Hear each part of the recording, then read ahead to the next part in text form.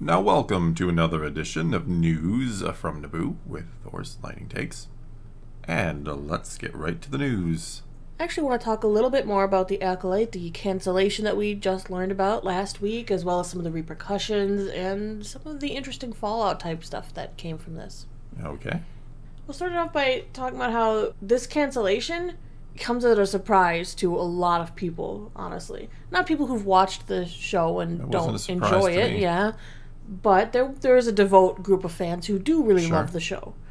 Not to mention, Lucasfilm was prepping for Season 2.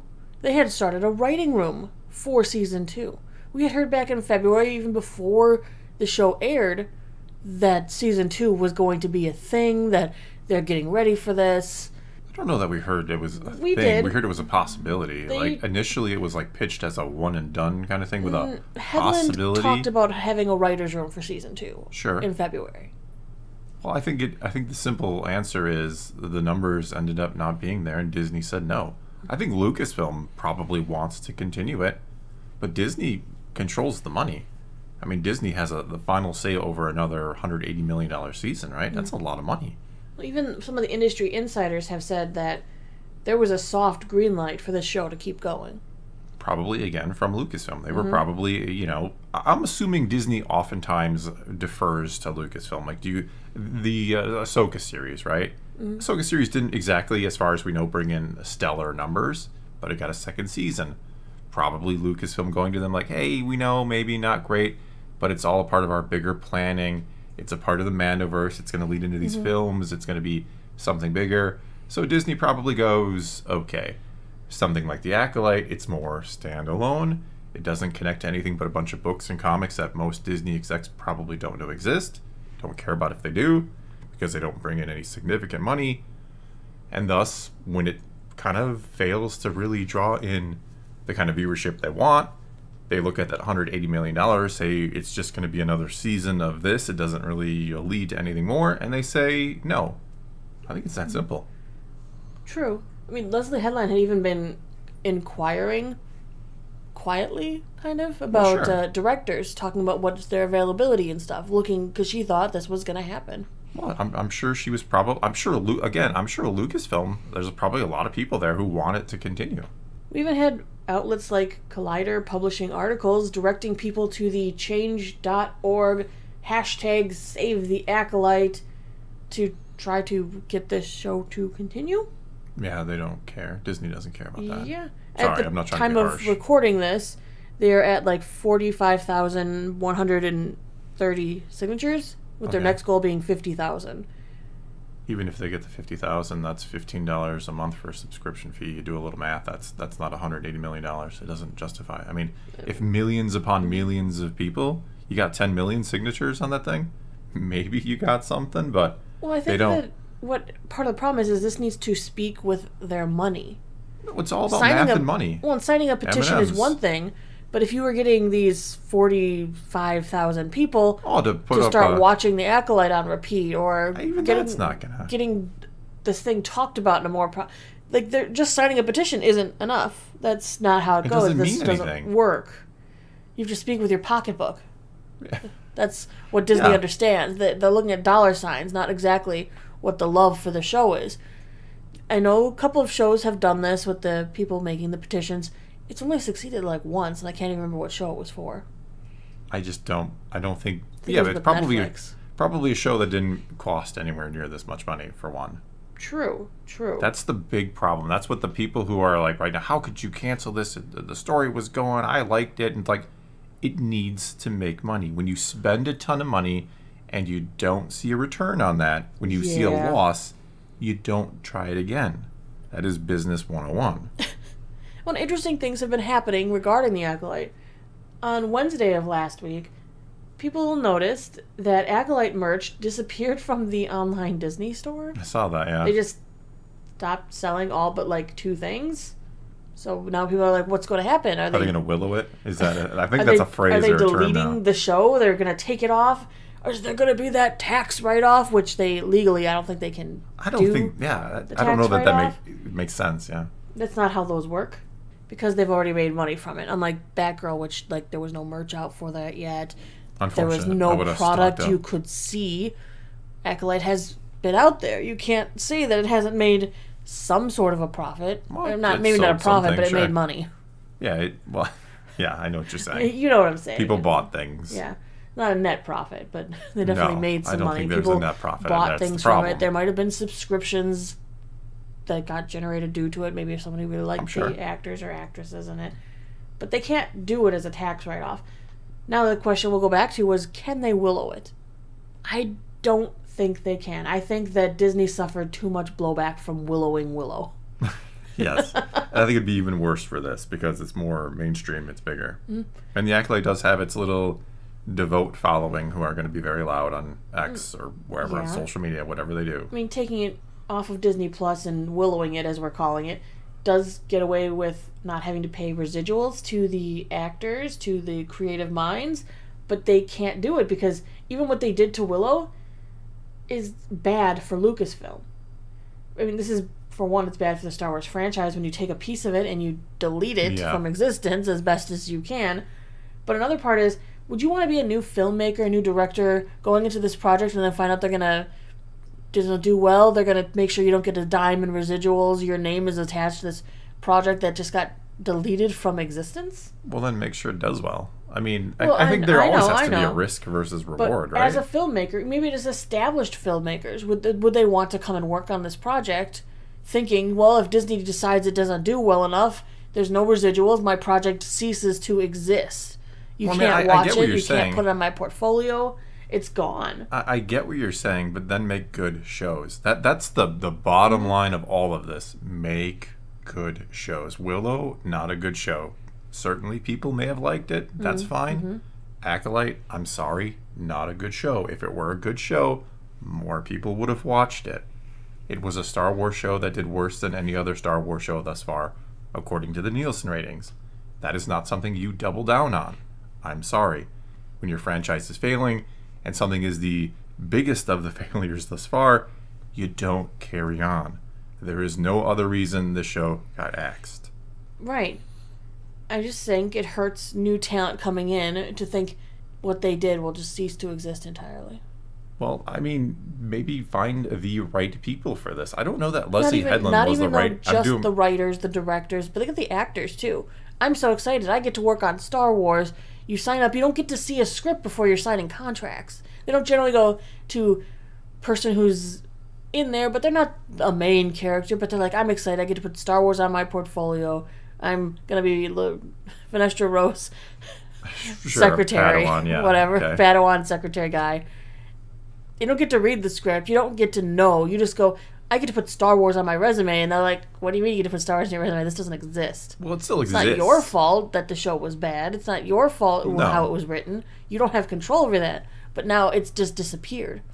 Yeah, but I mean, it still exists. It's not like it's forgotten by everybody or you can't reference it. Obviously, you can reference it, but nobody new can ever see it. It's gone. It's kind of weird. The Willow thing is very weird because I'm sure there are copies of it out there because people pirated it, certainly. What? But you can't go and legally find it and watch it anywhere, which is kind of crazy because everything else almost that's ever been, created, you can legally go and find and watch somewhere. Right. But not Willow, the series. Not Willow. It's kind of strange. Jung-jae, who played Master Soul, talked to Entertainment Weekly, and he was quite surprised to hear about the show's cancellation. Well, what is he going to say? I kind of expected it to be trash and not get a second season. But I mean, this isn't Madam Web. Look, I'm not trying to disrespect him or anybody, but they all do that, right? If you're in a project 9 times or 99 times out of 100, if it's not Madam Web, you don't kind of, diss it and say, well, yeah, this didn't surprise me at all. He said, I really loved Leslie's writing. I thought she was a great writer and director who was very talented in the storytelling, as well as creating characters and creating meaningful structures within the story. So I was actually personally really looking forward to watching Season 2 with her at the helm. Honestly, I'm hoping that maybe there could be changes in the future, because you never know what's going to happen. So on a personal level, I really hope we could see further stories of Leslie's second season. I mean, he said all the right things, right? That's what you say. Things he was supposed to say. I mean, he wouldn't have been in a second season. Well, other than a flashback, potentially. Maybe. Yeah, you don't ruffle the feathers of Lucasfilm and Disney and say, yeah, geez, I can't believe I was acting in this thing and it was just trash and I knew it was going to be garbage. Yeah, you don't piss off the big dog. What's interesting to note is that we recently found out that the role of Grandmaster Sol originally wasn't going to be his role. Originally, that role was going to belong to Keanu Reeves. Are you kidding me? Remember, we had heard that Keanu Reeves was, he's at Disney, he was talking about something, and everyone's like, the Revan we always want. No. They actually had talked to him about being up for Grandmaster Sol, but Keanu was not available at that time due to a scheduling conflict with his John Wick spin-off Ballerina. So they wanted to get Keanu Reeves, and he's like, oh, look at my schedule. I am so busy. Thank goodness. So busy right now. I'm sorry. So he didn't get... I mean, he would have done a good job, too, in what the role was, I'm sure. Sure. And I think she wanted him in there because she was getting Trinity. She's like, guys. See, that's the problem with it. That's part of the problem is, like, she had this vision of, like, all these hodgepodge collection of things in her head, and it's like... She wanted not just Trinity, she wanted Neo as well. She wanted the one. He's beginning to believe that this show is not going to be good, so he's avoiding it. So, yeah, Keanu Reeves... He dodged the bullet, I guess. Yep, Matrix time. He Matrixed it? He bullet timed it? Bullet time, yes, that's what it's Matrix called. Time. Matrix time, whatever you want to call it. It's Matrix time. It's kind of the opposite of Morbin time. Yes. Our beloved Manny, a.k.a. Khmer, a.k.a. Darth Smiley or Darth Teeth. Teeth, yeah, whatever you want to call him. Darth Smilo Ren. Yeah, Smilo Ren. He posted on Instagram the last shot of Osha and the stranger holding hands looking into the horizon with a little heart as a caption. He did get a lot of praise in the series. I think he did a decent, good job. Yeah, I enjoyed his character. I do wish that we could have had more exploration of it. It's a comic coming. You'll be all right. Yeah, and he's actually going to be at next year's Star Wars celebration in Japan. Awkward. A little bit. That's got to be awkward. But people still will love him and cheer for him. I mean, why not? I have no ill will towards the actor. He didn't write the show. He did a great job with what he was given, and I could expect no better than that. I very much disagree with Leslie Headland's interpretation of Star Wars and the Jedi. But that's not on we can go into the whole Harvey Weinstein thing, but like I don't personally hate her. I don't know her. I think she made a bad show. I don't personally hate the actors. I think they were part of a bad show. That's how it works in my book. Amanda L Stenberg has said like nothing.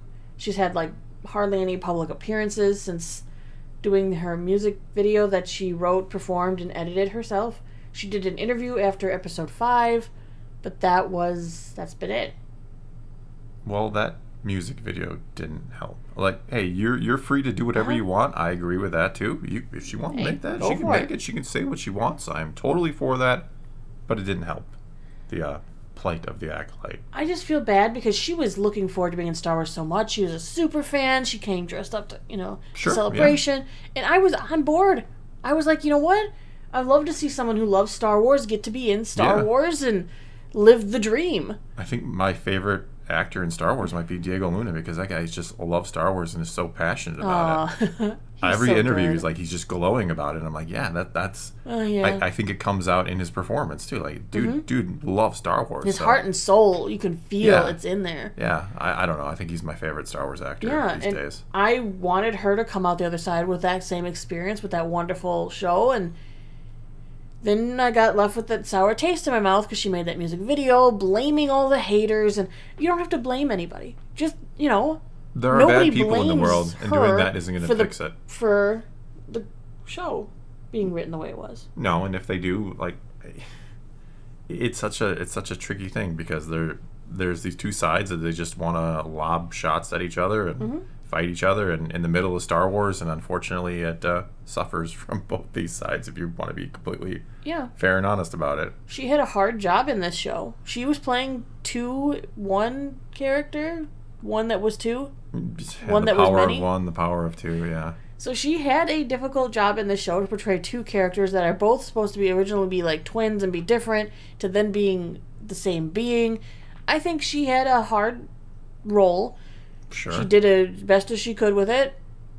I have no ill will towards her at all.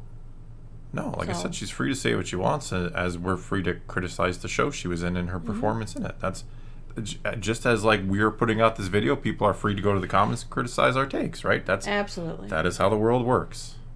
It is or how it should work. We shouldn't be like silencing people just because they say things we don't necessarily like. So that's kind of all the news I've got on the Acolyte going on It's here. a lot of news. Right. A lot of tidbits here and there, consolidating them into one big report for everybody. Yeah. So it's what I do. It is what you do. As far as the new this week goes, Rings of Power Season 2 drops on Thursday, 8 p.m. Central Time. They are dropping the first 3 episodes. We just actually found that out. Oh, boy. We're dropping 3 episodes. It's going to be an 8-episode series in total. I don't like when they drop so much at once because, you know what, I work Friday morning. I can't stay up super late, but I'm going to watch all 3 of them Friday and Thursday because we're going to record a review. Yeah. And if you are interested to hear what we have to say about Season 2 Rings of Power, I'm actually, based on the trailers, here she goes again. I'm looking forward to it. There she goes again, setting herself I up for haven't read the disappointment. Silmarillion. No. I don't have, like I said, this show isn't made. It's really made weird for in a Tolkien way. fans, no. It's not made for the hardcore Tolkien fans. No. It's made for, I watched those 6 movies. 6, yeah. I watched those, and yeah, I'd love to learn a little bit more about the world of Middle-earth without knowing the in-depth things that Tolkien left behind. Sure. He's not a Harfoot. No, he's not a Harfoot. So, it looks interesting. It looks like they pivoted away from whatever the heck they were doing in Season 1 to some sort of, like, thriller, psychological type thing. I don't know. I have no idea. The trailer looked good. It looked interesting. I will not take that away from them. It did look good. Sure, yeah. Out of context on its own. I heard that Galadriel's character is getting tempered this season. Let's put it that way. There's a storm in me. Maybe it's over. Temper. The storm has ended. I don't know. She's heading more towards Cate Blanchett. Good. I hope. Kate, yes, that's... So we'll see where this is going. I'm excited. Like I said, you'll see a review from the 2 of us probably Friday morning. Probably. Something. Probably. Yeah, we'll figure it out, yeah. It's going to be Friday. It's got to be Friday, man. Yeah, you can't sit on that. People want to know. It's hard-hitting news, updates. All right. Not Thursday night, though, because I have to go to sleep. Yeah. All right, well, I think that is going to be all we got for you this time. And now it is your turn. Take to the comments below freely. Tell us what you think about anything and everything we said. And let's talk some Star Wars and a little Rings of Power. And until next time, thanks for watching.